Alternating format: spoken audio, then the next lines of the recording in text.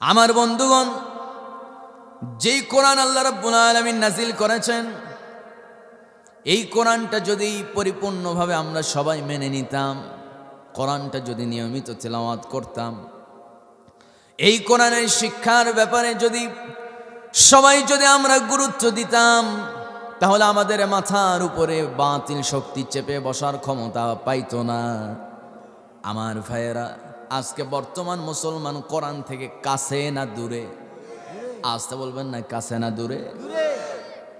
মানুষ যেন কোরআন শিখতে না পারে, কোরআন যেন শিখতে না পায়, এজন্য কলেজ ইউনিভার্সিটি প্রাইমারিগুলোতে দেখা গেল, কলেজ ইউনিভার্সিটি এগুলোতে তো কোরআনের শিক্ষা নাই, আবার যা আছে এর মধ্যেও ভেজাল আছে না নাই? কোন ইসলাম ধর্ম শিক্ষা বই সম্পাদন করে হিন্দু, নাউজুবিল্লাহ কবেন না?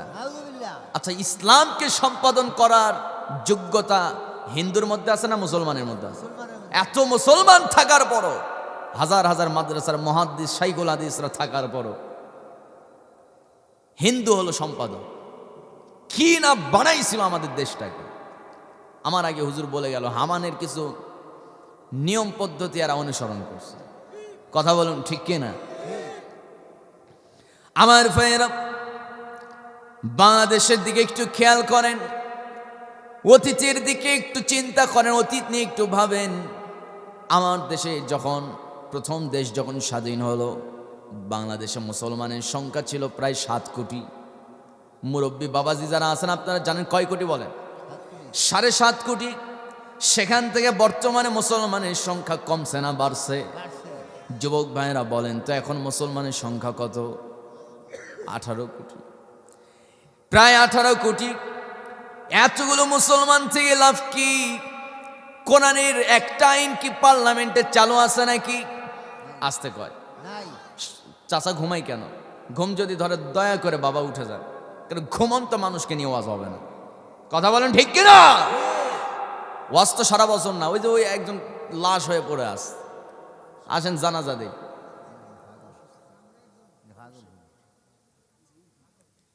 আচ্ছা, পাগল। আচ্ছা আচ্ছা, যাই হোক, আল্লাহ তাআলা তো আমাদের পাগল বানাই নাই। আমরা বলি আলহামদুলিল্লাহ, আল্লাহ তাকে সুস্থ করুক। জোরে বলি আমিন। সম্মানিত ভাইয়েরা, আমি বেশি তো কথা বলবো না, আর আধা ঘন্টা সময় পাবো, একটু শোনেন। সম্মানিত বন্ধুগণ, 18 কোটি মুসলমান থেকে লাভ কি হলো? হিন্দু আছে বাংলাদেশে প্রায় সব ধর্ম মিলে প্রায় 2 কোটি। এই মিলে হলো আমার দেশ 20 থেকে 20.5 কোটি মানুষ। মুসলমান এতগুলো থেকে লাভ কি হলো? কোরআনে একটা আইন তো নাই। আছে? আসতে কবেন না আছে? নাই, একটা আইনও নাই। কোরআনে একটা আইন যদি থাকতো, পুরা দেশটাই চেঞ্জ হয়ে যেত। 53 বছর হয়ে গেছে, এত লক্ষ লক্ষ মানুষ জীবন দিল, মায়ের ইজ্জত হারালো, মাদেরকে ধর্ষণ করলো। এত লাখো শহীদের বিনিময়ে যদি বাংলাদেশে 53 বছরেও যদি একটা ধর্ষণের বিচার সুষ্ঠুভাবে না হয়, আমার বন্ধু, তাহলে আমাদের কপাল আগেই পুড়ে গেছে, ঠিক কিনা? আমার ভাইয়েরা, আমার বন্ধুগণ, ইমানদার তো আমরা সবাই দাবি করি। হয়তো পাসপোর্ট ভিসা কার্ডে আমরা দেখি সবার পরিচয় হলো মুসলমান, কিন্তু কোরআনের আয়নায় চোখ রাখেন, কোরআন বলবে 18 কোটি মুসলমান বাংলাদেশে পাওয়া যাবে না। কোরআনের আয়নায় যদি আপনি চোখ রাখেন, কোরআন আয়নায় যদি চোখ রাখেন, 18 কোটি মুসলমান পাওয়া যাবে? কেন পাওয়া যাবে না? সবাই তো দাবি করে মুসলমান। মহান রব্বুল আলামিন বলেন, দাবি করলেই হবে না, কারণ সূরা আনকাবুত প্রথম আয়াত আল্লাহ বলছেন, আহাসিবান নাসু আইয়ুতরাকু আইয়াকুলু আমান্না ওয়া হুম লা ইফতানুন। জোরে বলুন আল্লাহু আকবার। ইমানদারদেরকে ডেকে মহান রব্বুল আলামিন বলছেন, আহাসিবান নাস, মানুষরা কি মনে করে, মানুষরা কি মনে করে আছে, মানুষরা কি চিন্তা করে, আইয়ুতরাকু আইয়াকুলু আমান্না, আমি ঈমান এনেছি এই কথা বললেই কি আমি তাকে জান্নাত দিয়ে দেব নাকি তাকে ছেড়ে দেব নাকি? অহুম লা ইউফতানুন, আমি কি তাকে পরীক্ষা করব না নাকি? মানুষ তো সাধারণ মানুষ, উম্মত তো দূরের কথা, আল্লাহ রাব্বুল আলামিন নবীদের কি পর্যন্ত ঈমানের পরীক্ষা নিয়েছেন? সুবহানাল্লাহ বলবেন না? নবীদের কিউ ঈমানের পরীক্ষা দিতে হয়েছে। ঈমানের পরীক্ষা দিতে নিয়া ইউসুফ আলাইহিস সালাম 10 বছর জেলখানায় বন্দী ছিলেন। আমার নবীর দন্দন মোবারক শহীদ করা হয়েছে। উহুদের ময়দানে নবীকে রক্তাক্ত করা হয়েছে। জাকারিয়া আলাইহিস সালামকে করাত দিয়া চিরে 2 ভাগ 2 টুকরো করে ফেলা হয়েছে। কোন কোন নবীকে তারা হাতের আঙুলগুলো টুকরো টুকরো করে কাটতে কাটতে বাহু পর্যন্ত নিয়ে আসছি, এবং তারা বলেছে, ও আল্লাহর নবী ঈমান ছাড়বে কিনা বলো। না, ঈমান ছাড়ব না। বাম হাত কেটে টুকরো টুকরো করে ফেলছে, পা কেটে টুকরো করেছে, কিন্তু ঈমান কি তারা ছেড়ে দিয়েছে নাকি? ঈমানের পরীক্ষা দিতে নিয়ে জীবন পর্যন্ত উৎসর্গ করেছেন। আমার বন্ধু ইব্রাহিম আলাইহিস সালাম আগুনে ফেলে দেওয়া হয়েছে, তিনি আগুনে পড়ার আগ পর্যন্ত তিনি ভাবেন নাই যে আগুন তার জন্য জান্নাতের বাগান হয়ে যাবে। আগুনে পড়ার 1 সেকেন্ড আগ পর্যন্ত তার চিন্তা ছিল, যেই না আমাকে আগুনে ফেলে দেওয়া হবে আমি পুড়ে ভস্ম হয়ে যাব, কিন্তু এই আগুন আমাকে পোড়ানোর পর আমার পরবর্তী জীবনটা শুরু হবে আল্লাহর জান্নাতের ভিতরে। আরেকটু জোরে কোন সুবহানাল্লাহ। কিন্তু আগুনকেও যে আল্লাহ তাআলা জান্নাত বানায় দিতে পারেন, এই ক্ষমতা আল্লাহর আছে না নাই? কোন আসতে বলবেন না, আছে না নাই? কাউরান বাজারে আগুন লাগলো, নিজে আমি গিয়েছিলাম, যাওয়ার পর দেখলাম সেখানে একটা তরজমা, একটা কোরআন শরীফ, কোরআনের চারপাশে যে এই বর্ডার আছে, চারপাশে আপনারা দেখবেন কোরআন শরীফের চারপাশে বর্ডার আছে না নাই বলেন? বর্ডারের ভিতরে আরবি লেখা, কোন কোন জায়গায় বাংলা লেখাগুলো পুড়ে গেছে, কিন্তু আরবি লেখার এই উপরে এইটাও পুড়ে গেছে, কিন্তু আরবি অক্ষরগুলো একটাও আগুন পুরাতে পারে নাই। আরেকটু আস্তে কোন সুবহানাল্লাহ। আরো একটা গুড নিউজ দিই, মহাখালীর একজন হিন্দু এই দৃশ্য দেখা মাত্র চূড়ান্ত সিদ্ধান্ত নিয়ে ফেললেন, রাত পার করতে দিব না, আজকে ইসলাম গ্রহণ করে নেব। জোরে করে আল্লাহু আকবার। আমার ভাইয়ের, ক্ষমতা কার? আসতে বলবেন, সকল পাওয়ার কার হাতে? আল্লাহ রাব্বুল আলামিন বলেন, হুয়াল আউয়ালু ওয়াল আখিরু ওয়াজ যাহিরু ওয়াল বাতিন ওয়া হুয়া বিকুল্লি শাইইন আলিম। জোরে বলুন আল্লাহু আকবার। পৃথিবীর तमाम মানুষকে ডেকে বলছেন, ও দুনিয়ার মানুষ, জানো কি তোমার রব তো এমন একজন, তিনি প্রথম, তিনি শেষ, তিনি প্রকাশ্য, তিনি গোপন। বান্দা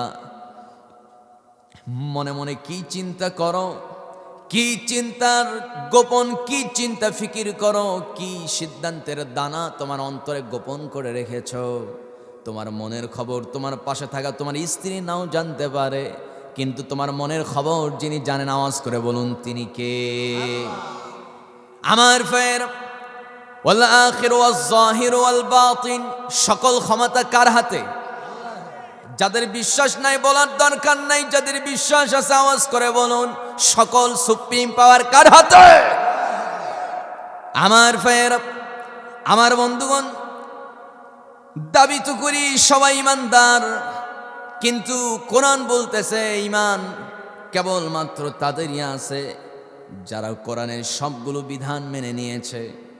আমার বন্ধুগণ, আপনি যতই চেষ্টা করেন না কেন, কোরআনের দেখানো পথ অনুসরণ করে আপনি আপনার জীবনটাকে গড়াবেন, যতই আপনি ইসলাম মানতে চান না কেন, আপনি ইসলাম মানতে পারবেন না। কেন পারবেন না? কি জন্য পূর্ণাঙ্গ ইসলাম মানতে পাবেন না? আপনি যদি রাস্তায় যান, রাস্তায় চলতে নিয়ে ইসলাম বলতেছে আপনাকে ডান পথে চলতে হবে, কিন্তু আমার দেশের সিস্টেম হলো রাস্তায় আমরা চলবো ডান পথে না বাম পথে। আমার দেশের সিস্টেম ডান পথে না বাম পথে? আমার ভাইয়েরা, কোরআন বলতেছে সুদ মুক্ত জীবন চালাও। যত আপনি চেষ্টা করেন না কেন সুদ থেকে নিজেকে বিরত রাখবেন, পাবেন না। কারণ আমার দেশের ব্যাংকিংগুলো সুদের কারবারের বাইরে না ভিতরে, সব সুদের ভিতরে। যত আপনি মাদক থেকে আপনার পরিবার, আপনার সন্তানটাকে মাদক থেকে নিবৃত রাখার চেষ্টা করেন না কেন, পারবেন না। এর মূল কারণ হলো আমার দেশে মদটাকে বেরবল করে দেওয়া হয়েছে। 18 বছর বয়স হলে তাকে লাইসেন্স দিয়ে তাকে সে মদ কিনতে পারবে, এই সুযোগ আছে না নাই বলেন? আমার ভাইয়েরা, মদটাকে সহজ করা হয়েছে, জেনাটাকে সহজ করা হয়েছে। 100 টাকার বিনিময়ে একটা মেয়ে সে তার সব কিছু আপনার জন্য উজাড় করে দিয়ে আপনার বিছানার সঙ্গী হয়ে যেতে পারে। আমার ভাইয়েরা, জেনাটাকে সহজ করা হয়েছে। যারা ধর্ষক দিন দিন তাদের সাহস বেড়ে যাচ্ছে, কারণ ধর্ষকের বিচার তো বাংলার জমিনে হয় না, ঠিক কিনা? আমার ভাইয়েরা, আমার বন্ধুগণ, সব কিছু মূলোৎপাটন করার জন্য কি করতে হবে শোনেন। আল্লাহ রাব্বুল আলামিন তাও সুন্দর করে জানিয়েছেন। আল্লাহ বলছেন, ইন্নাল্লাহা ইউহিব্বুল্লাযীনা ইউকাতিলুনা ফী সাবিলিহি সাফফান কাআন্নাহুম বুনয়ানুম মারসুস। জোরে কোন আল্লাহু আকবার। আল্লাহু আকবার। আল্লাহ তাআলা বলছেন, দুনিয়াতে সবচেয়ে বেশি আমি কাকে ভালোবাসি? কে বলতেছেন? আস্তে কমেন, কে? আল্লাহ।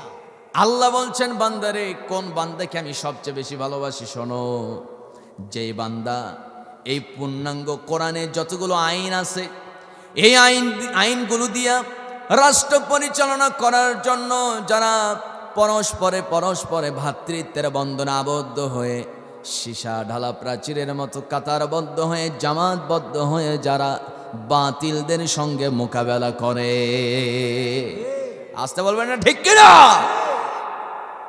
আল্লাহর ভালোবাসা পাওয়ার দরকার আছে না নাই? আসতে করবেন, আছে না নাই? আল্লাহর ভালোবাসা পেতে হলে সেই দলের কর্মী হয়ে যেতে হবে যেই দলের ভূমিকা হলো সংসদে যাওয়ার পর কোরআন দিয়ে রাষ্ট্র চালাবো, ঠিক কিনা? এ মতের পক্ষে যে থাকবে না, বলেন তো ইমান আছে না গেছে? আস্তে কয়, ইমান আছে না গেছে? শেষ। আমার ভাইয়েরা, আমার বন্ধুগণ, ভ্রাতৃত্ব কেমন হওয়া দরকার? মুমিনের গুণ তো হলো 2টা। যারা পারেন একটু ঠোঁট মিলিয়ে মিলিয়ে পড়ুন সূরা ফাতিহা 26 নম্বর পারা, 14 নম্বর 14 নম্বর পৃষ্ঠা। আল্লাহ রাব্বুল আলামিন সুন্দর করে বলছেন সূরা ফাতিহার শেষ আয়াত। মহান রাব্বুল আলামিন বলেন, মুহাম্মাদুর রাসূলুল্লাহি ওয়াল্লাযীনা মাআহু আশিদ্দাউ আলাল কুফফারি রুহামাউ বাইনাহুম তারাহুম রুকআন সুজ্জাদান ইয়াবতাগুনা ফাদলাম মিনাল্লাহি ওয়া রিদওয়ানা। জোরে বলুন আল্লাহু আকবার। আমার ভাইয়েরা, ইমানদারের গুণ হবে 2টা। কয়টা? আসতে বলুন, কয়টা? মনে রাখতে হবে, 1 নাম্বার গুণ হলো একজন ইমানদার পুরুষ আর একজন ইমানদার নারী।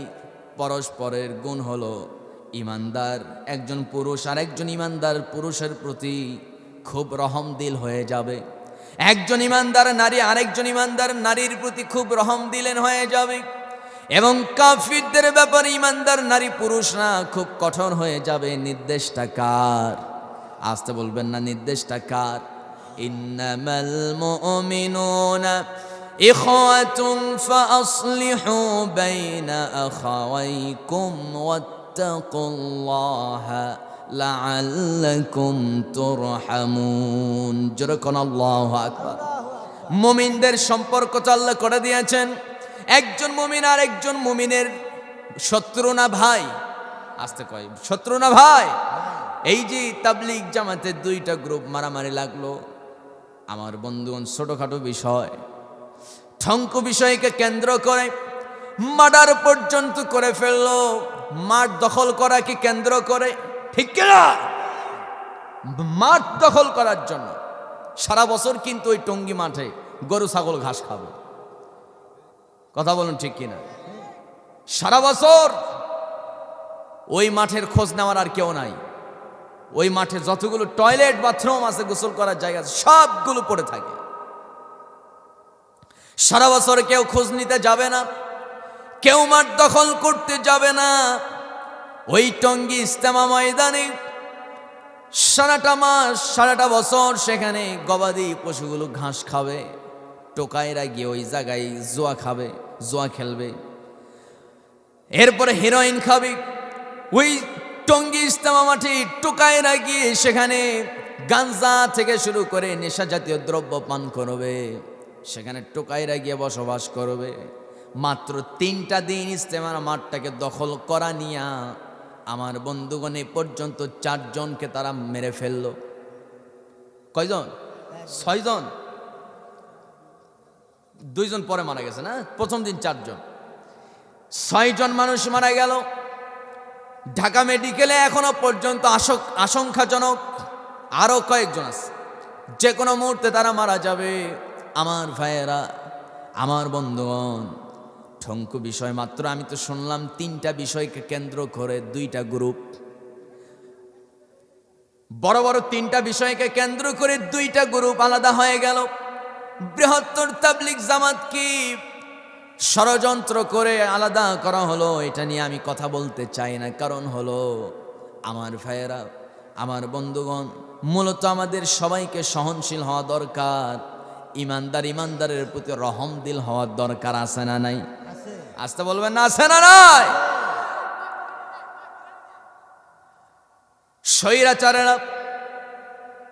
স্বৈরাচারেরা যখন নিরপরাধ আলেমদেরকে ফাঁসির রশিতে ঝুলালো, কোরআনের পাখিকে যখন তারা নির্বিচারে যখন তারা তাকে হত্যা করে ফেললো ষড়যন্ত্র করে, বাংলাদেশে আরো বড় বড় ইস্যু, ইসলামকে নিয়ে বড় বড় চক্রান্ত করা হয়েছে। তাবলিগ জামাতের আমি কোনো ভূমিকা দেখি না। তাবলিগ জামাতের মুরব্বীদের কাকরাইল থেকে কোনো ভূমিকা আমি দেখি না। আপনারা রাগ করেন আর যাই করেন, আপনারা কি কোনোদিন দেখছেন যে অমুক জায়গায় রসুলকে নিয়ে অবমাননা করা হয়েছে, নবীজির চরিত্র নিয়ে বাজে মন্তব্য করা হয়েছে, যারা যারা আল্লাহর রাস্তায় বের হয়েছে চিল্লাই সব বের হও, এরকম কোন কর্মসূচি হয়েছিল? হয় না। আমার ভাইয়েরা, তাহলে এই দলটার কাজ কি? শুধুমাত্র নামাজ? নামাজ শুধু পড়ে ইসলাম, নামাজ শুধুমাত্র নামাজ পড়ে আপনি জান্নাত পাবেন না, ক্লিয়ার কথা। আল্লাহ রাব্বুল আলামিন কোরআনের স্পষ্টভাবে জানিয়েছেন। আল্লাহ বলছেন, যারা নামাজ পড়ে তাদের উপকারটা কি শোনো। ইন্নাস সালাতা তানহা আনিল ফাহশাই ওয়াল মুনকার ওয়ালা যিকরুল্লাহি আকবার। জোরে কোন আল্লাহু আকবার। আমি আবার নামাজটাকে দুর্বল করছি না। মান তারাকা সালাতা মুতাআম্মিদান ফাকাদ কাফার। যে ব্যক্তি নামাজ ছেড়ে দিল সে কুফরি করলো। কুফরি করে কারা? যারা কাফের, ঠিক কি না? নামাজ আছে তো আপনার ঈমান আছে, নামাজ নাই ঈমান নাই, কথা ক্লিয়ার। কিন্তু কথা হলো, আমার বন্ধুগণ, ইন্নাস সালাতা তানহা আনিল ফাহশাই ওয়াল মুনকার। আল্লাহ রাব্বুল আলামিন বলেন, নিশ্চয় নামাজ মানুষদেরকে সকল প্রকার অশ্লীল কাজ থেকে বাঁচায়। নামাজের ফজিলত হলো এটাই যে সব পাপ কাজ থেকে নামাজ বাঁচায়। নামাজ আছে, ঈমান আছে, নামাজ নাই, ঈমান নাই। আল্লাহ রাব্বুল আলামিন বলেন, বান্দারে একটা কাজ শুধু করবে, ডাইরেক্ট জান্নাত পেয়ে যাবে। কয়টা কাজ? আসতে বলবেন না, কয়টা কাজ? একটা কাজ করবে, ডাইরেক্ট বান্দা তুমি আমার জান্নাতে ঢুকে যাবে। আল্লাহ রাব্বুল আলামিন কোরআনুল কারীমের ভিতরে দারুণ সুন্দর করে বলছেন। 28 নম্বর পারা, সূরা সফ, 109 নম্বর সূরা। বাড়িতে গিয়ে দেখবেন কোরআন 109 নম্বর সূরা, সূরা সফ, 10 নম্বর আয়াত। আল্লাহ রাব্বুল আলামিন বলছেন, ইয়া আইয়ুহাল্লাযীনা আমানু হাল আদুল্লুকুম আলা তিজারাতিন তুনজিকুম মিন আযাবিন আলীম। জোরে বলুন আল্লাহু আকবার। ঈমানদারদেরকে ডেকে বলছেন, ইয়া আইয়ুহাল্লাযীনা আমানু, হে ঈমানদার লোক সকল শোনো, হাল আদুল্লুকুম আলা তিজারাতিন তুনজিকুম মিন আযাবিন আলীম, তোমাদের সঙ্গে আমি একটা বিজনেস করতে চাই, একটা বিজনেসের কথা কি আমি তোমাদেরকে জানাবো না, যে বিজনেসটা আমার সঙ্গে করলে ডাইরেক্ট আমি জাহান্নামের আগুন থেকে বাঁচাবো। সুবহানাল্লাহ কইতে পারলাম? আর একটু আস্তে কোন সুবহানাল্লাহ। আল্লাহর সঙ্গে বিজনেস করবেন, ডাইরেক্ট আল্লাহ তাআলা জান্নাত দিয়ে দেবেন, জাহান্নাম থেকে বাঁচায় দেবেন। তুনজিকুম মিন আযাবিন আলীম, যন্ত্রণাদায়ক আযাব থেকে যিনি রক্ষা করবেন তিনি কে? আল্লাহ বলছেন বিজনেসটা হলো তিনটা।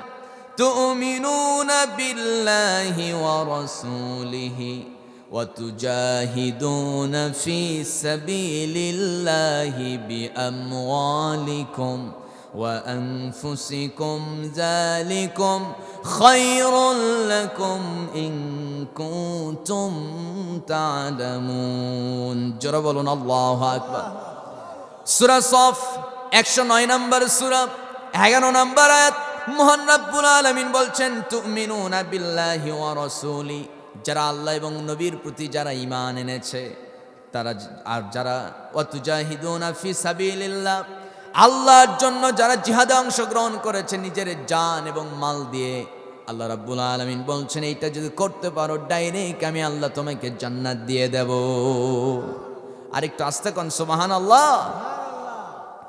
আমার ভাইয়েরা, আজকে যদি তাবলীগ জামাত সারা দেশ জুড়ে যদি হক বাতিলের লড়াই করত, ভালো করে বুঝেন, হক বাতিলের যদি লড়াই করত, তাহলে তাবলীগ জামাতে সুদখোররা যাইতো না। কথা কোন ঠিক কিনা? ম্যাক্সিমাম তাবলীগ জামাতে এখন আওয়ামী লীগের লোকগুলো ছদ্মবেশে ঢুকে আছে মামলা থেকে বাঁচার জন্য, গ্রেপ্তার থেকে বাঁচার জন্য। সম্মানিত ভাইয়েরা, সম্মানিত বন্ধুগণ, যারা জালেমদেরকে যে সহযোগিতা করবে, আশ্রয় দেবে, সেও জালেমদের কাতারে চলে যাবে। কথা বলেন ঠিক কিনা? আপনি মনে করতেছেন এই যে মার্ডার হলো, এগুলো শুধুমাত্র হুজুর কি বলে মুসলমান লাগছে তা না, এর ভিতরে কিছু চক্রান্ত আছে না নাই? আসতে কবেন না, আছে না নাই? আমার ভাইয়ের, সবাই তো দাবি করি ইমানদার, দাবি করলে ইমানদার হওয়া যায় না। আমার নবীর একজন সাহাবী ছিল, নাম তার ইবনে খাতাল, কুমিল্লাবাসী। জবান খুলে বলেন সেই সাহাবীর নাম কি? ইবনে খাতাল। সবাই একটু বলেন কি নাম? ইবনে খাতাল। ইবনে খাতাল ঘটনাটা সবার মনে থাকা দরকার। বানানো কোনো কথা বলা আমার অভ্যাস না। আমার বন্ধুগণ, আমার নবীর খুব কাছের একজন সাহাবী ইবনে খাতাল ইসলাম গ্রহণ করেছে। ওই ইবনে খাতালের ছিল ব্যবসা। যেই না ইসলাম গ্রহণ করেছে, আবু জেহেল ইবনে খাতালকে বলল ইসলাম ছেড়ে দিবি কিনা বল। না, ইসলাম ছাড়বো না, ইসলাম না ছেড়ে দিলে তোর ব্যবসা বাণিজ্যে, তোর দোকানে আগুন লাগায় দেব। আগুন লাগানো হলো, ব্যবসা বাণিজ্য সব পুরে ছাই হয়ে গেল, সরখার হয়ে গেল, তার ব্যবসা পুরো আগুনে শেষ হয়ে গেল। এরপর ইবনে খাতালকে বলা হলো ইসলাম যদি না ছেড়ে দিস, তোর বাড়িতে 3টা মেয়ে আছে, 3টা মেয়েকে আমরা অপহরণ করব, ধর্ষণ করব। নাউজুবিল্লাহ, আস্তে কর নাউজুবিল্লাহ। আমার ভাইয়ের, ইবনে খাতালকে বলা হলো তুই যদি ইসলাম না ছেড়ে দিস, তোর স্ত্রীকে আমরা বিধবা বানাবো, তোর স্ত্রীকে আমরা গণধর্ষণ করব। ইবনে খাতাল শেষ পর্যন্ত স্ত্রী এবং তার সন্তানদেরকে ডেকে বলল তোমরা যদি ইসলাম গ্রহণ করো, ইসলাম গ্রহণ করা মাত্র তোমাদেরকে নিয়ে নবীর সঙ্গে হিজরত করে মদিনায় চলে যাব। ইবনে খাতালের কথা শুনে তার স্ত্রী, তার 3 সন্তান জবাব দিল বাপ দাদার ধর্ম আমরা ছাড়তে পারবো না, বাপ দাদার ধর্ম আমরা ছাড়বো না। তুমি কাফির হবে, হয়ে যাও, বাপ দাদার ধর্ম অস্বীকার করে মুসলমানের সঙ্গে হাত মিলাবে, মিলাও, সমস্যা নাই। ইবনে খাতাল শেষ পর্যন্ত তার স্ত্রী, তার ব্যবসা, বাড়িঘর, সম্পদ, তার আদরের 3টা কন্যা সন্তানকে রেখে, নবীর হাতে হাত রেখে, নবীর সঙ্গে হাতে হাত রেখে হিজরত করে তিনি মদিনায় চলে গেলেন। শেষ পর্যন্ত ইবনে খাতাল তিনি শুধু একজন সাহাবী, নরমাল সাহাবী ছিলেন না, তিনি ছিলেন একজন জ্ঞানী, একজন উচ্চ শিক্ষিত একজন মানুষ ছিলেন। আমার নবীর উপরে যে আয়াতগুলো নাজিল হতো, ইবনে খাতাল ওই আয়াতগুলো পাথরের উপরে, উঠের শুকনা চামড়ার উপরে লিখে ফেলতো। অনেক বড় জ্ঞানী ছিল। এক পর্যায়ে ইবনে খাতাল আমার নবীর বিরুদ্ধে চলে গেল। কার বিরুদ্ধে? ওই ইবনে খাতাল, ওই সাহাবী এত কষ্ট করে ইসলাম গ্রহণ করার পর নবীর বিরুদ্ধে চলে গেল। নবীর বিরুদ্ধে কেন গেল, কি জন্য গেল? ইবনে খাতালকে দেখানো হয়েছে অর্থের লোভ, যে ইবনে খাতাল তুই যদি কোনোভাবে ইসলাম ছেড়ে দিস তাহলে জেনে রাখ তোকে আমরা এই আরব ভূখণ্ডের সবচেয়ে সুন্দরী রমণী তোর সঙ্গে বিয়ে দিয়ে দিব, 100 লাল বর্ণের উট দেব, লাল বর্ণের তেজি ঘোড়া তোকে দেওয়া হবে, 10টা বড় বড় খেজুরের বাগানের মালিক তোকে বানিয়ে দেওয়া হবে। এত বড় বড় অফার করা হলো, মূল কারণ হচ্ছে ইবনে খাতাল সে একজন উচ্চ শিক্ষিত ছিল। কোনোভাবে যদি ইবনে খাতালকে যদি আয়ত্ত করা যায় ইসলামকে দাবিয়ে ফেলা যাবে, এই চিন্তা ছিল। কিন্তু ইসলামকে যিনি সবসময় যিনি উপরে রাখবেন, বিজয়ী করবেন, আওয়াজ করে কোন তিনি কে? আমার ভাইয়েরা, আমার বন্ধুগণ, কাফিরদের চক্রান্ত সফল হয়ে গেল। ইবনে খাতালকে লোভ দেখানো হলো, লোভে পড়ে গেল ইবনে খাতাল। কথাই তো আছে, লোভে পাপ, পাপে মৃত্যু। ইবনে খাতাল লোভে পড়ে গেল। আমার নবীর সেই আনন্দদায়ক সেই সুন্দর শহর ইয়াসরিব, মদিনার পুরো নাম। আমরা তো বলি মদিনা, নবীর শহর মদিনা বলে চিনি, কিন্তু এটার নাম আগে কি ছিল? ইয়াসরিব। সেই ইয়াসরিব ছেড়ে, মদিনা শহর ছেড়ে রাতের আধারে নবীকে ত্যাগ করে ইবনে খাতাল মক্কা এসে কাফিরদের সঙ্গে হাত মিলিয়ে ইসলাম ছেড়ে দিল।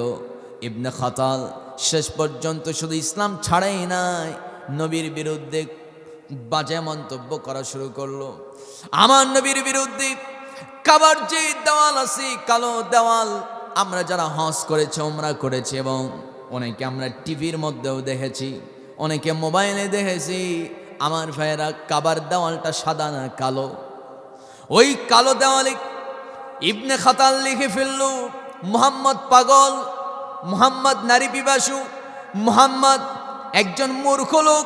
আবার আরেক জায়গায় লিখছে মুহাম্মদ জাদুকর। 4 দেওয়ালে 4 কথা। 4 দেওয়ালে কয় কথা? 4 কথা। ইমান আছে না গেছে? আস্তে কবেন না, ইমান আছে না গেছে?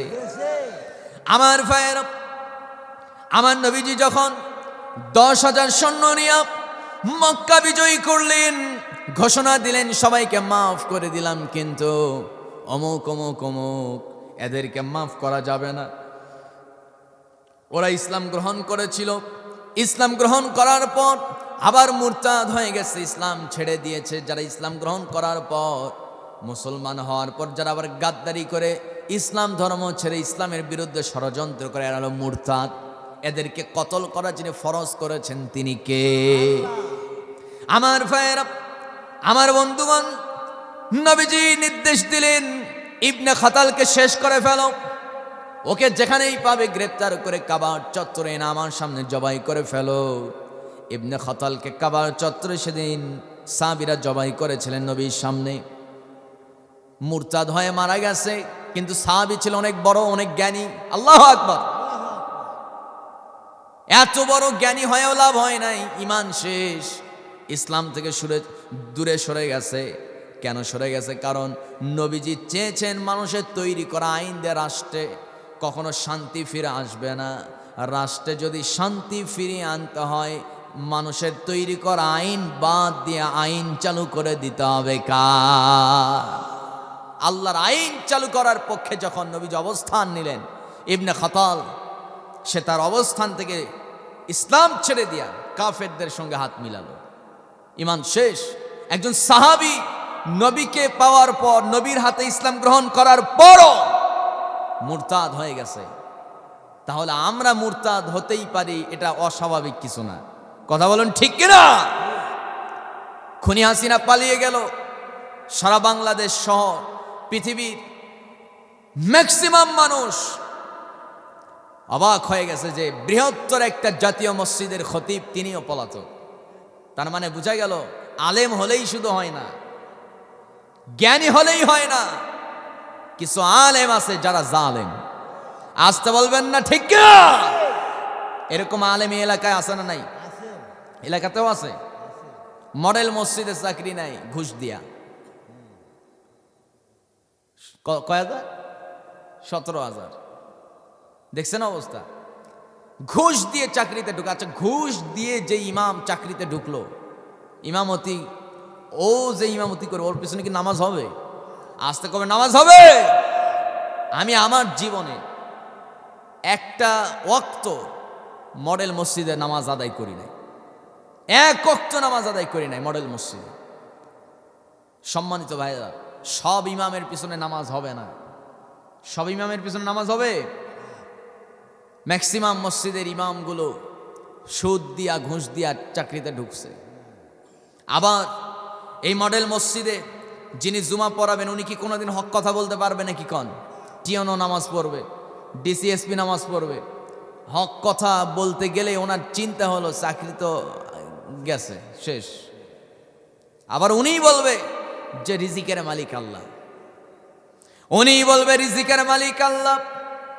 ওই খতিব সাহেবই বলে জন্মের 50,000 বছর আগে একটা মানুষ সারা জীবন কি খাবে সব লেখা হয়ে গেছে। তাহলে হুজুর আপনি হক কথা বলেন না কেন? বলে হক কথা বললে চাকরি চলে যাবে, বৌসল ভাত পাবে কেমনে? আচ্ছা বলেন তো, চাকরির উপরে যার ইমানটা, যার ইমান হচ্ছে চাকরি, মানে ইমান কি বিশ্বাস, যার বিশ্বাস হলো চাকরি আমাকে খাওয়ায়, বলেন তো ইমান আছে? আসতে কবে না আছে? আমার ভাইয়েরা, আমার বন্ধুগণ, গভীর মনোযোগ। ইমান সস্তা জিনিস না, দাবি করলে ইমানদার হওয়া যায় না। আওয়ামী লীগ যখন ক্ষমতায় ছিল, অনেক বিএনপি আওয়ামী লীগের সঙ্গে হাত মিলায় ওরাও আবার আওয়ামী লীগ করত। আবার দেখলাম গতকালকে একটা ভিডিও, 16 ডিসেম্বর বিজয় দিবস উদযাপন হচ্ছে। সেই বিজয় দিবসে উদযাপনকালে কোন একটা অনুষ্ঠানে একজন ভাই বক্তব্য দিচ্ছে। বক্তব্য সেই রকম গরম বক্তব্য, মানে খমখমি আলাদা বক্তব্য। শেষ মুহূর্তে উনি মাইক থেকে বিদায় নিচ্ছে, বাংলাদেশ জিন্দাবাদ, জয় বাংলা, জয় বঙ্গবন্ধু। আরেকজন পাশ থেকে কয়ে, এই তোর মনে নাই? তার মানে চিন্তা করেন, ওই যে একটা বদ অভ্যাস, মানে ওই অভ্যাস আর ছাড়তে পারতেছে না। ও যে মুখোশধারী বিএমপিতে যে ও ঢুকছে, আবার স্টেজে জায়গা পায় কেমনে? কোরআনের একামতের দিন কায়েমের আন্দোলনে আপনি এরকম সুযোগ পাবেন না। অন্য দলের মন্ত্রীও যদি এসে আল্লাহর দলে যদি যোগ দিতে চায়, প্রথমে তাকে কি হতে হবে? সহযোগী ফরম পূরণ করে তাকে প্রথমে সমর্থক হতে হবে। এরপরে পরীক্ষায় পাশ করলে আল্লাহ যদি কবুল করে হয়তো কর্মী হতে পারে। কর্মী হয়ে তারপর রিপোর্ট যদি লেখে, নিয়মিত যদি নামাজ পড়ে, আল্লাহ চাহে তো সে শপথের একজন জনশক্তি হতে পারবে। কথা বলুন ঠিক কিনা? আপনি চাইলেই বড় নেতা হতে পারবেন না। যে টাকা আছে, মসজিদের সভাপতি হয়ে গেলেন, টাকা আছে, আপনি একামতের দিন কায়েমের বড় একজন ইউনিয়নের আমির হয়ে যাবেন, এত সস্তা না। আমার ভাইয়েরা, রাগ করতেছেন নাকি আপনারা? আলোচনা কি চালাবো? আমার বন্ধুগণ, যে আয়াতে কারিমা তেলাওয়াত করেছি, আল্লাহ রাব্বুল আলামিন সে আয়াতের ভিতরে একজন আল্লাহর ওলির কথা বলেছেন। কোরআনেও ওলিদের ঘটনা আছে না নাই বলেন? কিন্তু অনেক বক্তা তো ওলি, আল্লাহর ওলিদের গল্প বলতে নিয়ে পুরা সময়টাই শেষ করে ফেলে। আবার এমন এমন গল্প বলে আল্লাহর ওলিদের নামে আকাশ দিয়ে নাকি ওলি উঠতেছে। এরকম মানে গাঁজাখুরি কিছু বক্তব্য আছে না নাই? কন কথা বলতেছে না, মানে এলাকায় নাই, আছে না নাই? কন সম্মানিত ভাইরা, কোরআনে একজন ওলির কথা বর্ণিত হয়েছে, একজন বিখ্যাত বুজুর্গ। সূরা আরাফ 7 নম্বর সূরা, 175 নম্বর আয়াত। বাড়িতে গিয়ে তাফসিরটা পড়বেন, এখানে একজন ওলির কথা বলা হয়েছে। ওই ওলির নাম হলো বালাম ইবনে বাওরা। কি নাম বলেন? বালাম ইবনে বাওরা বিখ্যাত বুজুর্গ আল্লাহর ওলি, তার হাতে হাত রেখে অসংখ্য মানুষ ইসলাম ধর্ম গ্রহণ করেছে, কিন্তু পরবর্তীতে এই আল্লাহর ওলি মুরতাদ হয়ে মারা গেছে। যেরকম নাউজুবিল্লাহ, ওর হাতে হাত রেখে হাজার হাজার মানুষ আল্লাহকে চিনছে, ইসলাম গ্রহণ করেছে, কিন্তু এই লোকটা শেষ পর্যন্ত মুরতাদ হয়ে মারা গেছে। কেন মুরতাদ হয়ে মারা গেল এটা বলেই আজকে আমরা দোয়া করে বাড়িতে যাব। কষ্ট হবে নাকি আপনাদের? একটু জোরে বলি ইনশাআল্লাহ। সম্মানিত ভাই, আল্লাহ তাআলা বলছেন 7 নম্বর সূরা আরাফ 175 নম্বর আয়াত, মহান রব্বুল আলামিন এই আয়াতের ভিতরে একজন ওলির কথা নবীকে জানায় দিয়েছেন। ওয়াতলু আলাইহিম নাবা আল্লাযী আতাইনাহু আয়াতিনা ফানসালাখা মিনহা ফাআতবাআহু আশ-শাইতান ফাকানা মিনাল গাওয়িন। জোরে বলুন আল্লাহু আকবার। হে নবী, আপনি বনি ইসরাইলের বিখ্যাত বুজুর্গ বালাম ইবনে বাউরা, তার ঘটনা আপনি আপনার উম্মতদেরকে জানায় দেন, সতর্ক করে দেন। কি সতর্ক করবেন রাসূলকে আল্লাহ জানাচ্ছেন।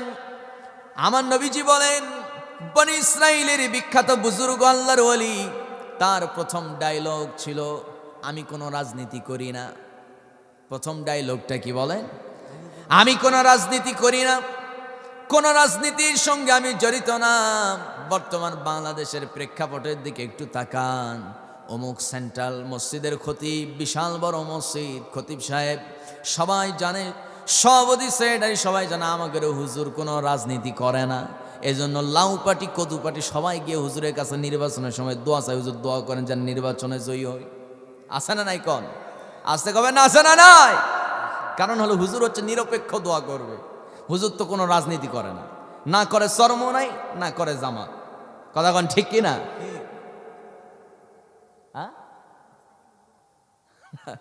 নাস্তা যেদিকে মানে হাদিয়া যেদিকে, হুজুরের দোয়ার জোর সেদিকে। আছে না নাই? কন। অনেকে রাগ করতেছেন মনে হয়। আমার বন্ধুগণ, কেউ যদি বলে কোরআন থেকে রাজনীতির বক্তব্য দিবেন না, এই কথা যদি কেউ বলে আজকে আমি কোরআন হাতে নিয়ে বলি, তার ঈমান থাকবে না। কারণ শ্রেষ্ঠ রাজনীতির কিতাব হচ্ছে আল্লাহর কালাম কোরআন। জনগণ ঠিক কিনা? আমার ভাইয়েরা, আমার বন্ধুগণ, আল্লাহ তাআলা সেই বিখ্যাত বুজুর্গের কথা নবীকে জানায় দিয়েছেন। ওই আল্লাহর ওলির কথা বলতে গেলে অনেক কিছুই ক্লিয়ার হয়ে যাবে, একটু শোনেন। আল্লাহর সেই বুজুর্গ বালাম ইবনে বাউরা, তার কাছে বনি ইসরাইলের বড় বড় নেতৃবৃন্দ এসে তার কাছে দোয়া চাইতো এবং বলতো, বালাম ইবনে বাউরা দোয়া করো, এমপি পদপ্রার্থী আমি। আরেকজন আসে, আমি এমপি পদপ্রার্থী, হাদিয়া মোটা অঙ্কের। হুজুর হাদিয়া পাইয়া দোয়া করে, মাঝে মধ্যে চোখের পানিও ফেলে। আসে না নাই? কন। আমার ভাইয়েরা, সেই বালাম ইবনে বাউরার কাছে তৎকালীন নেতৃবৃন্দ সবাই এসে বালাম ইবনে বাউরার কাছে দোয়া চাইতে আসলো। বালাম ইবনে বাউরা শুধু আল্লাহর ওলি ছিল না, বুজুর্গই ছিল না, তিনি ছিলেন মুস্তাজাবুদ দাওয়া। মুস্তাজাবুদ দাওয়া কাকে বলে? মুস্তাজাবুদ দাওয়া তো সেই ব্যক্তি যিনি আল্লাহর কাছে যা দোয়া করেন সেইটাই কবুল হয়ে যায়। 100 বছরে পৃথিবীতে একটা করে মুস্তাজাবুদ দাওয়া আসে। কয়টা করে? একটা করে। আমার তো বিশ্বাস এই শতাব্দীর মুস্তাজাবুদ দাওয়া ছিলেন আমাদের সাইদি রাহমাতুল্লাহ আলাইহি। যারা গান ঠিক কিনা? আমার ভাইয়েরা, উনি যে ভবিষ্যৎবাণীগুলো বলেছিলেন সব কাটায় কাটায় মিলে যাচ্ছে, সব মিলে গেছে। ভারত হচ্ছে তোমাদের শত্রু, এটা যতদিন তোমরা বুঝতে না পারবে ততদিন মার খাবে। বাংলাদেশের মানুষ বুঝতে পারছে, মার খাওয়া বন্ধ হয়ে গেছে। কথা কোন ঠিক কিনা? উনি বলেছিলেন এমন একটা দিন আসবে, অমাবস্যার রাত, যদি সত্য হাতে দমন করতে না পারো তাহলে এর সুবে সাদিক হওয়া অনেক কঠিন হয়ে যাবে। কথা বলুন ঠিক কিনা? আমার দেশের যুবকরা সেই কথাকে বুকে ধারণ করে তারা যখন শক্ত হস্তে আল্লাহর প্রতি ভরসা করে মাঠে নেমেছে, ওরা বলে যে একটা মারি একটাই মরে, বাকিটি যায় না। তার মানে বুঝতে হবে যে তাদের প্রতি বিশ্বাস, তাদের প্রতি কি পরিমাণে তাদের নিয়ত, যে জীবন দেব, আমার ভাই মরছে আমিও মরব, এই মানচিত্রকে হেফাজত করে ছাড়ব। কথা বলুন ঠিক কিনা? সম্মানিত ভাইয়েরা, সম্মানিত বন্ধুগণ, উনি বলেছিলেন এমন একটা দিন আসবে রাম বামেরা তোরা পালানোর জন্য একটা ইন্দ্রিয় গর্ত খুঁজে পাবি না। এমন অবস্থা হয়েছে, এমন অবস্থা হয়েছে, ওই লোকগুলো পালানোর জন্য বাস্তবে ইন্দ্রিয় গর্ত খুঁজে পায় না, কলার পাতায় শুয়ে আছে, বলতেছে আমি তো ভারতে, তোমরা আমারে নিয়ে যাও কেন? কালামানিক, যার সিগনেচারে আল্লামা সাঈদের ফাঁসির রায় দেওয়া হয়েছিল। সম্মানিত ভাইয়েরা, বিজয় কার পক্ষ থেকে বলুন? আস্তে বলবেন না, বিজয় কার? যুদ্ধ করব আমরা, রক্ত দেব আমরা, জীবন দেব আমরা, বিজয় হবে আমার আল্লাহ। জোরে বলুন ঠিক কিনা? আমার বন্ধুগণ, ওই বিখ্যাত বুজুর্গ যা দোয়া করতো তাই কবুল হয়ে যেত। নেতৃবৃন্দ সবাই সিদ্ধান্ত নিল আজকে আমরা মুসার বিরুদ্ধে তার কাছে বলবো, মুসার বিরুদ্ধে যদি দোয়া করে যে আল্লাহ যেন মুসাকে পৃথিবী থেকে নিশ্চিহ্ন করে ফেলে, মুসাকে বিদায় করে ফেলে যেন দুনিয়া থেকে। এই দোয়া যদি বালাম ইবনে বাউরা যদি এই দোয়া করে, তাহলে আমাদের রাজনীতির মাঠ আমাদের দখলে চলে আসবে। বুঝতেছেন কথা? নবীদের সিদ্ধান্ত হলো ওয়ালাকাদ বা'আসনা ফি কুল্লি উম্মাতির রাসূলান আন ই'বুদুল্লাহা ওয়াজতানিবুত তাগুত। জোরে কোন আল্লাহু আকবার। প্রত্যেক নবীকে আল্লাহ তাআলা দুইটা করে দায়িত্ব দিয়েছেন। এক নম্বর দায়িত্ব আনি আবুদুল্লাহ, আইন মানতে হবে কার? আস্তে কবেন না, আইন মানতে হবে কার? আল্লাহর আইন মানবেন। শুধুমাত্র মসজিদটাকে ঘরে আর মসজিদ আর মাদ্রাসায় রেখে নাকি? আল্লাহর আইন যদি মানতে হয়, কোরআনটাকে মসজিদেও নয়, মাদ্রাসাও নয়, কোরআনটাকে ঘরের মধ্যেও না, কোরআনটাকে রাখতে হবে পার্লামেন্টে। ঠিক কিনা? আমার বন্ধুগণ, মুসা নবী যখন বললেন জমিন যার আইন চলবে তার, কাফেরদের মাথা নষ্ট হয়ে গেছে। কাফেররা এবার সিদ্ধান্ত নিয়ে ফেললো যে করে হোক বালাম ইবনে বাউরাকে হস্তগত করতে হবে, যে করে হোক তাকে ভাও করতে হবে। বুঝতেছেন কথা? যে করে হোক তাকে কিনে নিতে হবে। একটা বার যদি বালাম ইবনে বাউরা মুসা নবীর বিরুদ্ধে দোয়া করে, দোয়া তো আল্লাহ অবশ্যই কবুল করবে, কারণ বালাম ইবনে বাউরা জীবনে হাজার হাজার দোয়া করছে, কোনো দোয়া মিস হয় নাই। আজকে যদি মুসার বিরুদ্ধে দোয়া করে, মুসা দুনিয়া থেকে যদি বিদায় নেয়, তাহলে এই জমিনে মুসার খোদার আইন দিয়ে রাষ্ট্র চলবে না। এই জমিনে আইন চলবে আমাদের নিজের মন গড়া আইন, যে আইন দিয়ে দেশের সম্পদ বিদেশে পাচার করে বাগান বাড়ি বানা যাবে। ঠিক কিনা? আমার ভাইয়েরা, আমার বন্ধুগণ, ওই বালাম ইবনে বাউরার কাছে সকাল সকাল চলে গেল নেতৃবৃন্দ। যাওয়ার পর প্রস্তাব দেওয়া হলো, বালাম ইবনে বাউরা বলতেছে আমি তো মুসার বিরুদ্ধে দোয়া করতে পারবো না, কারণ মুসা হলো আল্লাহর নবী। নবীদের মর্যাদা পৃথিবীর সব ওলিদের চাইতেও তাদের মর্যাদা অনেক উঁচু। নবীরা কোনো গুনাহ করতে পারে না, তারা হলো মাসুম। তারা কি বলেন? নবীদের দ্বারা কি কখনো গুনাহ হতে পারে? নবীদের কোনো গুনাহ আছে? কোনো গুনাহ নাই, তারা মাসুম। যদি কেউ বলে নবীদের গুনাহ আছে, ঈমান আছে না গেছে? আমার ভাইয়েরা, আমার বন্ধুগণ, সেই মুসা নবীর বিরুদ্ধে তারা দোয়া করার যখন অফার করলো, বালাম ইবনে বাউরা বলতেছে তোমাদের সব দোয়া সব আমি আল্লাহর কাছে বলতে পারবো, কিন্তু মুসার বিরুদ্ধে আল্লাহকে আমি কিছুই বলতে পারবো না, কারণ আমার চেয়ে হাজার গুণে মুসার মর্যাদা আল্লাহর কাছে অনেক বেশি। যেরকম আল্লাহু আকবার। কারণ হলো আমি দোয়া করি আল্লাহর কাছে, আর ওই দোয়া আল্লাহ কবুল করে। আর মুসা যখন ইচ্ছে করে তখনই সে আল্লাহর সঙ্গে ডাইরেক্ট কথা বলে। ক্ষমতা বেশি ওই বুজুর্গের নাকি মুসার? আমার ভাইয়েরা, মুসা নবী কেমন আল্লাহর সঙ্গে কথা বলেন, যখন ইচ্ছা হতো তখনই কথা বলতেন। একদিন মুসা নবী কোন একটা অভিযানে যাচ্ছেন, পথের মধ্যে তার শরীরে দারুণ ক্লান্তি অনুভব করছেন, শরীরটা খুব ক্লান্ত হয়ে গেছে। আমাদের শরীর যখন ক্লান্ত হয়ে যায় অটোমেটিক চোখে ঘুম চলে আসে। আমার বন্ধুগণ, মুসা নবীর চোখে যখন ঘুম চলে আসছে, অভিযানটা ছিল অনেক গুরুত্বপূর্ণ, কিন্তু যখন বারবার ঘুম চলে আসে, বারবার যখন চোখে ঝিমানি আসে, চিন্তা করলেন আল্লাহকে একটাবার প্রশ্ন করি তো, আল্লাহর চোখে কি ঘুম নাই নাকি? আল্লাহ কি ঘুমায় না নাকি? যেই না চিন্তা সেই না আল্লাহকে বলা। আল্লাহকে বলছে, ওগো মালিক, তোমার কি ঘুম নাই নাকি? আল্লাহ বলতেছে, মুসা এটা কেমন প্রশ্ন? না, আমাকে বলতেই হবে। আপনি কি ঘুমান না নাকি? সত্যি কবেন, কিন্তু মিছা কথা কওয়া যাবে না। বুঝলেন কথা? মুসা নবী আবার খুব মজা করতো আল্লাহর সাথে। আমার ভাইয়েরা, আমার বন্ধুগণ, মুহূর্তের মধ্যে আল্লাহ তাআলা বলছেন, ও মুসা, তোমার হাতে একটা গ্লাসের একটা পাত্র নাও, কাচের একটা গ্লাস তোমার হাতে নাও, ওই গ্লাসের মধ্যে একটু পানি নাও, এরপরে তুমি একটু দাঁড়ায় থাকো, উত্তরটা দিয়ে দেব। মুসা আলাইহিস সালাম বলেন, আল্লাহ জিজ্ঞেস করলাম ঘুম আপনার আসে না নাই বললেই তো হয়, গ্লাস আনার কি দরকার, পানি আনার কি দরকার, এত ভেজাল করার কি দরকার? কি না বন্ধুত্ব সম্পর্ক, যেরকম সুবহানাল্লাহ। আল্লাহ তাআলা বলতেছে, যা বলি তাই আগে করো। মুসা আলাইহিস সালাম করলেন কি? গ্লাসটা হাতে নিলেন, পানিও নিলেন। এবার বলতেছে, আল্লাহ যা বলছেন তাই করছে, এখন বলেন তো আপনার ঘুম আছে না নাই? বলতেছে, মুসা একটু ধৈর্য ধরো, একটু ওয়েট করো, একটু ধৈর্য ধরো। আল্লাহ তাআলা ঘুমকে বললেন, যা মুসাকে ধর। সুবহানাল্লাহ কর। যেই না মুসার চোখে ঘুম চলে আসছে, মুহূর্তের মধ্যে বলেন তো, ঘুম যখন মানুষের চলে আসে তখন কি হুঁশ থাকে নাকি? হাতে যতই কিছু থাক না কেন সব পড়ে যায়, কিন্তু কাঁচের গ্লাস যদি পড়ে যায় আর যদি কাঁচ ভাঙ্গা শব্দ হয়, ঘুম কি চোখে থাকবে নাকি? যেই না গ্লাস পড়ে গেছে, মুহূর্তের মধ্যেই মুসা আলাইহিস সালাম চমকে উঠছেন। তাকায় দেখেন সুন্দর গ্লাস, তার পছন্দের গ্লাসটা ভেঙে গেছে।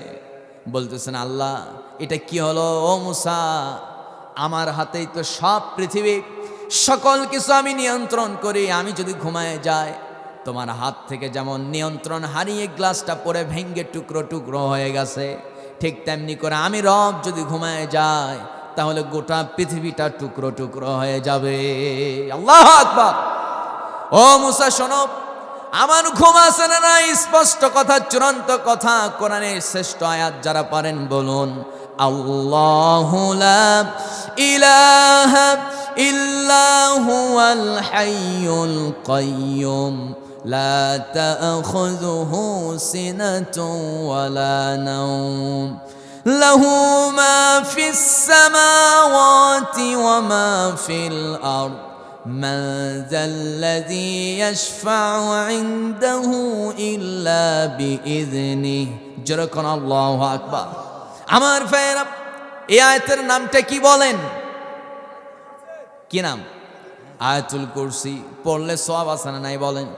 নবীজি বলেন, 5 ওয়াক্ত নামাজের পর যদি কেউ আয়াতুল কুরসির আমলটা করতে পারে, একটা বার করে যদি আয়াতুল কুরসি 5 ওয়াক্ত ফরজ নামাজের পর যদি কেউ পড়ে, নবীর ঘোষণা হলো ওই লোকটা মরে নাই জন্য জান্নাতে যাইতে পারে না, মরতে দেরি, আল্লাহর জান্নাতে ঢুকতে দেরি হবে না। আর একটু আস্তে কোন সুবহানাল্লাহ। আমার বন্ধুগণ, আমার ভাইরা, মুসা আলাইহিস সালাম ডাইরেক্ট আল্লাহর সঙ্গে কথা বলতেন। ওই বালাম ইবনে বাওরা বিষয়টা জানতো, মুসার বিরুদ্ধে দোয়া করবে সাহস পায় না, কারণ মুসা তো আল্লাহর নবী, যেমন তেমন নবী না, সবচেয়ে পাওয়ারফুল নবী। আল্লাহু আকবার। বালাম ইবনে বাওরা মনে মনে চিন্তা করতেছে, যে করে হোক এদেরকে ফেরত পাঠাতে হবে, এই দোয়া করা যাবে না। পরের দিন নেতৃবৃন্দ আবার আসছে, শুধু খালি হাতে আসে নাই, স্বর্ণের একটা মুকুট নিয়ে আসছে।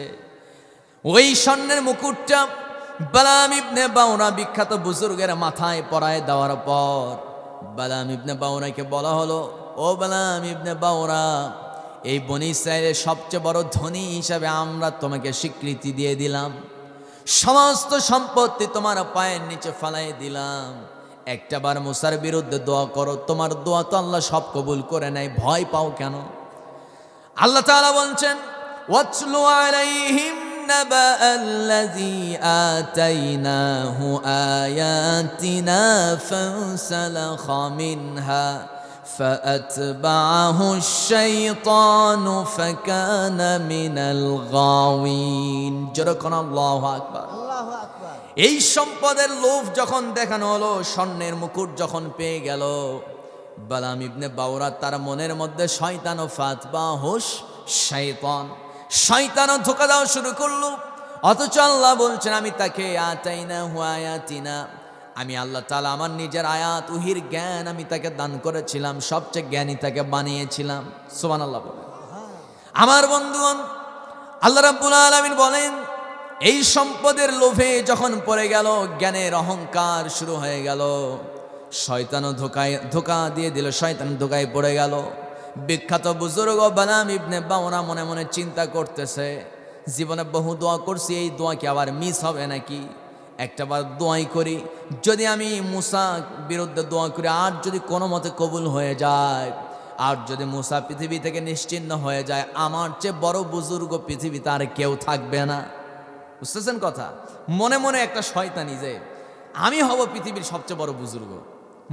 মুসা যদি বেঁচে থাকে তাহলে তো মুসার কাছে গিয়ে আমাকে, মানে মুসার নিচে বসতে হবে, ও বসবে চেয়ারে, মুসার সম্মান বেড়ে যাবে, মুসাকে গিয়ে আমাকে সম্মান করতে হবে। কিন্তু মুসা যদি না থাকে আমি হব সবচেয়ে বড় বুজুর্গ। নাউজুবিল্লাহ। কোন অহংকার ভিতরে ঢুকছে না ঢুকে নাই? ঢুকছে। আমার ভাইয়েরা, আমার বন্ধুগণ, শেষ পর্যন্ত বালাম ইবনে বাওরা উপস্থিত নেতৃবৃন্দ সবাইকে বললো এবার হাত উঠাও। সবাই হাত উঠাইছে। আচ্ছা বলেন তো, যখন সবাই হাত উঠায়, হাত তো থাকে উপরের দিকে, চোখ কি খোলা থাকে নাকি? মনোযোগ দিয়ে সবাই চোখ বন্ধ করে আল্লাহর কাছে দোয়া করতেছে। সাধারণত যিনি দোয়া করেন তার কথা সবাই মনোযোগ দিয়ে চোখ বন্ধ করে কিন্তু শোনে। ও দোয়া করে একজন, বাকিরা আমিন আমিন কয়, ঠিক কিনা কন? বালাম ইবনে বাওরা দোয়া করতেছে, রব্বানা যালামনা, দোয়া শুরু হয়ে গেছে।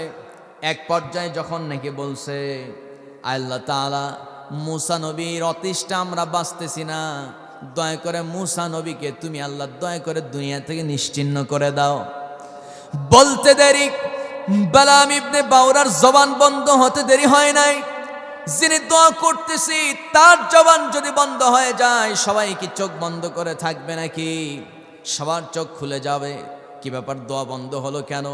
চোখ খুলে তাকায় দেখে বালাম ইবনে বাওরা বিখ্যাত বুজুর্গ, দোয়া বন্ধ হয়ে গেছে, জবান বন্ধ হয়ে গেছে, ভিতরে থাকা জিহবা নাভি পর্যন্ত ঝুলে গেছে, মুখ দিয়ে ফেনকি দেয়া রক্ত বের হওয়া শুরু করছে। মুহূর্তের মধ্যেই জায়গায় তিনি মুরতাদ হয়ে মারা গেছে। আমার বন্ধুগণ, হাদিয়া পাইলে অশালীন দোয়াও করে এমন কিছু মুফতি সাহেব আছে না নাই? আসতে কবেন না, আছে না নাই? অবৈধ দোয়া করে। আমার বন্ধুগণ, এই তো কয়েকদিন আগে কুরবানির ঈদ গেল, ঈদুল আজহা। কুরবানির ঈদে দেখা গেল, আমি পত্রিকার দ্বিতীয় পৃষ্ঠা উল্টানোর পর দেখলাম বিশাল বড় একজন মুফতি সাহেব দোয়া করতেছি চেয়ারে বসে। ডানে বামে কয়েকটা চেয়ার আছে, ডান পাশে বসে আছে একজন নায়িকা, একজন মডেল।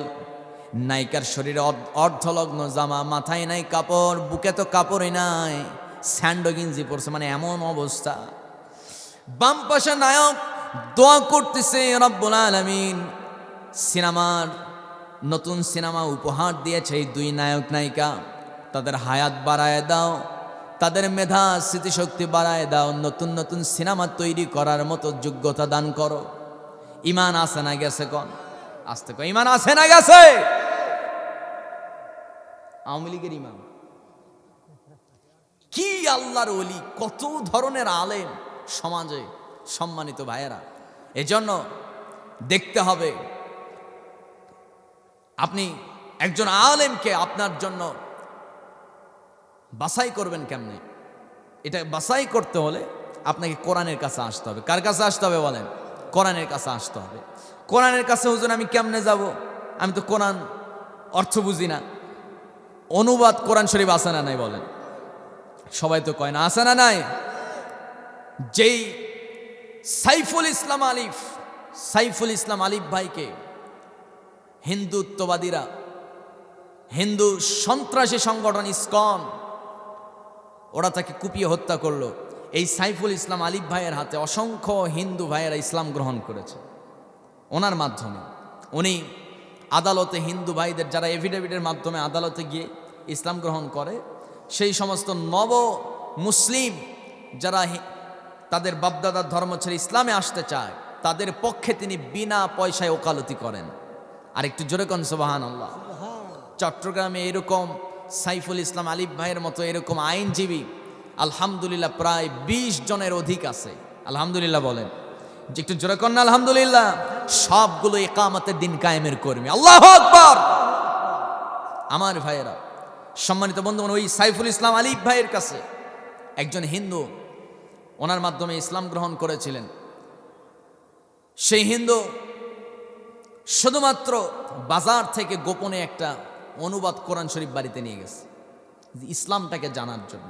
কোরআন তো সবার জন্য, হুদাল্লিন নাস, যেই মানুষ তার জন্যই কোরআন। সুবহানাল্লাহ। উনি শুধুমাত্র তর্জমা একটা কোরআন শরীফ নিয়ে গেছে, বাংলা রিডিং শুরু থেকে শেষ পর্যন্ত প্রায় 5 বার পড়েছে। লোকটা শেষ পর্যন্ত ইসলাম গ্রহণ করতে বাধ্য হয়েছে। একটু জোরে কোন সুবহানাল্লাহ। আর আমরা মুসলমান কোরআনটাকে জীবনে খতম দিয়েছি কিনা জানি না, কিন্তু অনুবাদ বাংলা রিডিং, শুধু বাংলা অনুবাদ অর্থগুলো যে জীবনে একটাবার খতম দেবে এরকম মুসলমান খুঁজে পাওয়া যাবে না। কথা পাওয়া যাবে? আরে ভাই, আল্লাহ কোরআনে কি মেসেজ দিয়েছে শুরু থেকে শেষ পর্যন্ত শুধু অনুবাদগুলো পড়েন। প্রতিদিন 5 আয়াত পড়েন। 2 দিনে হবে কয় আয়াত? 10 আয়াত। 20 দিনে কয় আয়াত হবে? 100 আয়াত হবে। প্রতিদিন যদি 5টা আয়াত পড়েন 20 দিনে 100 আয়াত হবে। অল্প অল্প করে যদি একটা কাজ করেন একদিনের পরিমাণটা অনেক হয়ে যাবে। একটা দিন দেখা যাবে 6666 আয়াত হয়ে গেছে। যেরকম সুবহানাল্লাহ। সূরা নাস তো সবার জানা আছে, অথচ সূরা নাসের ভিতরে গোপন একটা তথ্য আছে, অনেকেই জানি না। বলেন তো, যদি জিজ্ঞেস করি, বলেন তো আমার বন্ধুগণ, শয়তান যে মানুষকে ধোঁকা দেয়, শয়তান মানুষের কোন জায়গায় ধোঁকা দেয় বলেন? বলেন বলেন, কোথায়? হ্যাঁ, সামরা, নফসে আম্মারা। অনেকেই বলতেছে নফসে আম্মারা, নফসে মুতমাইন্না। যে কোন নফসের মধ্যেই শয়তান ওয়াসওয়াসা দেয় না, কলবেও না, অন্তরেও না। শয়তান কোন জায়গায় ওয়াসওয়াসা দেয়? সূরা নাস সবার মুখস্থ আছে না নাই? কোন আস্তে কয় আছে না নাই? অর্থ পড়ি না, এর জন্যই তথ্য জানি না। এটাই তো বাস্তব প্রমাণ মিলে গেল। সিম্পল একটা কথা, আমরা যে কোরআনে অর্থ পড়ি না, এইটা প্রমাণ দেওয়ার জন্য জিজ্ঞেসটা করলাম। ভাই, মন খারাপ করেন না, আল্লাহর কাছে কি জবাব দেবেন? কোরআন তো পড়ছিস বান্দা, কিন্তু কোরআনে আমি কি কি বলেছি এগুলো তো কিছুই জানিস না। আমার ভাইয়েরা, অন্য ধর্মের মানুষগুলো পুরা কোরআন অর্থ বুঝে বুঝে পড়ে পড়ে তারা ইসলাম গ্রহণ করে। আর আমরা মুসলমানের ঘরে জন্ম নিয়ে এমন অলস, কোরআনটা আমরা পড়ি না। আজ থেকে সবাই নিয়ত করব, কোরআনের অর্থ কমপক্ষে 5টা আয়াত বাড়িতে পড়ব তো ইনশাআল্লাহ। সবাই তো ইনশাআল্লাহ করলেন না, চেষ্টা করব জোরে কোন ইনশাআল্লাহ। কয় আয়াত? কমপক্ষে 5 আয়াত। সূরা নাসের ভিতরে এবার সেই তথ্যটা আমরা সবাই জেনে নেব। সবাই বলেন, কুল আউযু বিরাব্বিন নাস, মালিকিন নাস, ইলাহিন নাস, মিন শাররিল ওয়াসওয়াসিল খান্নাস, আল্লাযী ইউওয়াসউইসু ফি সুদুরিন নাস, মিনাল জিন্নাতি ওয়ান নাস। সূরা নাসের ভিতরে মোট 3টা গোপন তথ্য আছে। একটা তথ্য বলবো, বাকি তথ্যগুলো আপনারা সূরা নাস তরজমা সহ অর্থ সহ পড়ে জেনে নেবেন। সময় খুব সংক্ষেপ। আল্লাযী ইউওয়াসউইসু ফি সুদুরিন নাস, শয়তান মানুষের কোন জায়গায় ওয়াসওয়াসা দেয় আল্লাহ বলছেন। কলবের দরজার নাম হলো সুদূর। ইউওয়াসউইসু ফি সুদুরিন নাস, সুবহানাল্লাহ কোন। সুদুরিন নাস, সুদূর হলো কলবের দরজা। কলবের দরজার নাম হলো সুদূর। শয়তান ডাইরেক্ট কলবে গিয়ে ওয়াসওয়াসা দিতে পারে না। যদি পারতো সব মানুষকে জাহান্নামী বানায় ফেলতো, কিন্তু কলবে ডাইরেক্ট ওয়াসওয়াসা দিতে পারে না। কারণ কলব চলে কার নির্দেশে? কলবটা কার নিয়ন্ত্রণে? আল্লাহর নিয়ন্ত্রণে। এই জন্য শয়তান ডাইরেক্ট কলবে হিট করতে না পারলেও কলবের দরজা সুদূরে গিয়ে ওয়াসওয়াসা দেয়। আমার বন্ধুগণ, আমার ভাইয়েরা, এরকম প্রত্যেকটা আয়াত আল্লাহ তাআলা দারুণ দারুণ তথ্য দিয়ে কোরআনটাকে সাজিয়েছেন। আজ থেকে আমরা পড়ব কোরআন কম না বেশি? গান শুনবো? অনেকে কয় কম। আপনি তো যে জোরে কম কইলেন, কম শোনা যাবে? শোনাই যাবে না। যা আলোচনা হলো, কথা তো অনেক ছিল।